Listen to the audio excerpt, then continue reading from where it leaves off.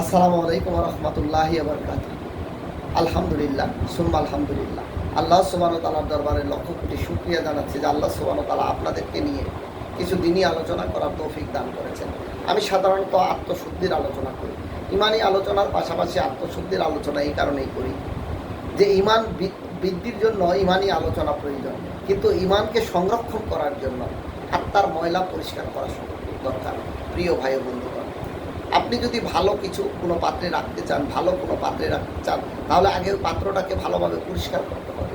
পরিষ্কার পরিচ্ছন্ন করে তারপর সেখানে ভালো কিছু দুধ বা ভালো কিছু রাখতে পারবেন। আর যদি ময়লাযুক্ত কোনো পাত্রে দুধ বা ভালো কিছু রাখেন, তাহলে সেটা নষ্ট হয়ে যাবে আস্তে আস্তে, তাকেও গ্রহণ করবে না। তেমনই আমরা যতই নেক আমল করি না কেন, যদি আমাদের আত্মার বা রুহের ময়লাকে পরিষ্কার না করি, আমাদের আল্লাহ সুবহানাহু ওয়া তাআলা তা পরিপূর্ণভাবে গ্রহণ করবে না। প্রিয় ভাই ও বন্ধুগণ, আল্লাহর গ্রহণযোগ্যতাই হলো বড়।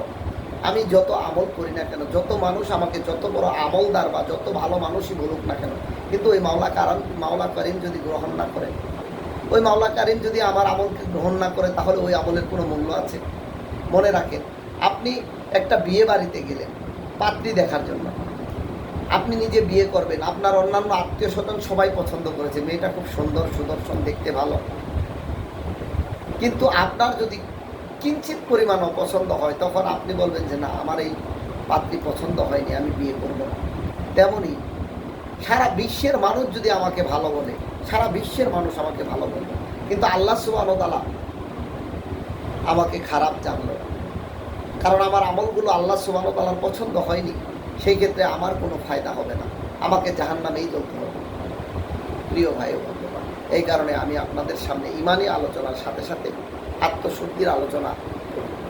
আত্মশুদ্ধির আলোচনা এই কারণেই করা হয় যে আত্মার ময়লা পরিষ্কার করে যখন আমরা নেক আমল দ্বারা আত্মাকে সাজাবো, তখন আল্লাহ সুবহানাহু ওয়া তাআলা আমাদের মধ্যে একটা নূর পয়দা করে দেবে, একটা সৌন্দর্য পয়দা করে দেবে। আমি যে কথা বলতেছিলাম যে দেখেন, একজন কালো চেহারার মানুষ, সে যদি ভালো কাজ করে, নিজের আত্মাকে পরিষ্কার করে নিরহংকারভাবে আল্লাহর জন্য, তাহলে অবশ্যই ওই কালো মানুষটাকে দেখেও আপনার মায়া লাগবে।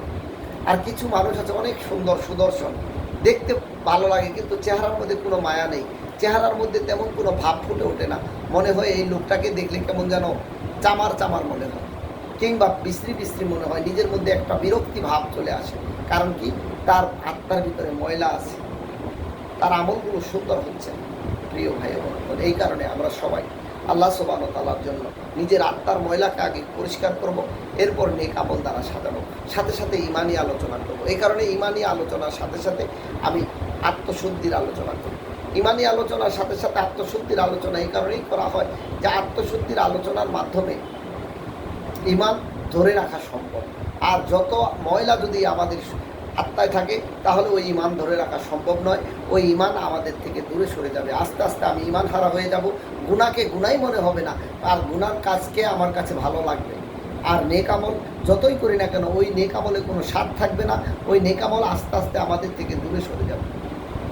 প্রিয় ভাই ও বন্ধুগণ, এই কারণে আল্লাহ সুবহানাহু ওয়া তাআলার দরবারে সবসময় বলবো যে মাওলা, আমার আত্মার ময়লাকে পরিষ্কার করে তোমার পছন্দনীয় আমলগুলো করার জন্য, তোমার পছন্দনীয় খাসলতগুলো আমার আত্মায় জানে ঢুকাতে পারি, সে তৌফিক তুমি দান করো। আলহামদুলিল্লাহ, আপনাদের নিয়ে আমি এই আলোচনা করতে পেরে নিজেকে ধন্য মনে করি যে মাওলা, তুমি আমার মতো গুনাহগারকে তুমি এই আমলগুলো করার তৌফিক দান করো। আমার মতো গুনাহগারকে তুমি কবুল করো মাওলা। মাওলা গো, আমার আত্মার ময়লাগুলোকে পরিষ্কার করে তোমার আমলগুলো করার জন্য তৌফিক দান করো। আল্লাহ সুবহানাহু ওয়া তাআলা আমাদের সবাইকে কথাগুলো বুঝে বুঝে আমল করার তৌফিক দান করো। আমরা সবাই অবশ্যই নিজের আত্মার ময়লাকে পরিষ্কার করব এবং আল্লাহর জন্য একে অপরকে ভালোবাসবো এবং আল্লাহর জন্যই নিয়তকে খালেস করে আমল করব।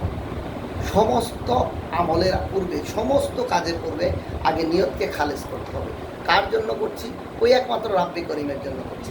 কার জন্য করছি? আল্লাহর জন্য করছি। যদি আমাকে মানুষ ভালো বলবে, মানুষ আমাকে হুজুর বলবে, মানুষ আমাকে বুজুর্গ বলবে, ওই হিসেবে, বা মানুষ আমাকে দানবীর বলবে, ওই হিসেবে যদি আমরা আমল করি, তাহলে ওই আমল আল্লাহর দরবারে পৌঁছাবে না। সুতরাং শিরিক মুক্ত আমল করব এবং নিজের আত্মার ময়লাকে পরিষ্কার করব এবং আল্লাহ সুবহানাহু ওয়া তাআলার পছন্দনীয় আমল দ্বারা আমাদের আত্মাকে সাজাবো, একে অপরকে ভালোবাসবো আল্লাহর জন্য, হিংসা অহংকার মুক্ত জিন্দেগি করব, সমালোচনা মুক্ত জিন্দেগি করব। এখন তো ভাই সমালোচনার ছড়াছড়ি, এই কারণে আপনাদেরকে সমালোচনা মুক্ত জিন্দিগির আহ্বান জানিয়ে আমিও যেন সমালোচনা থেকে বের হয়ে আসতে পারি, এই তৌফিক আল্লাহর কাছে চাচ্ছি। আজকে এই পর্যন্তই। আল্লাহ হাফিজ। আসসালামু আলাইকুম রহমতুল্লাহ।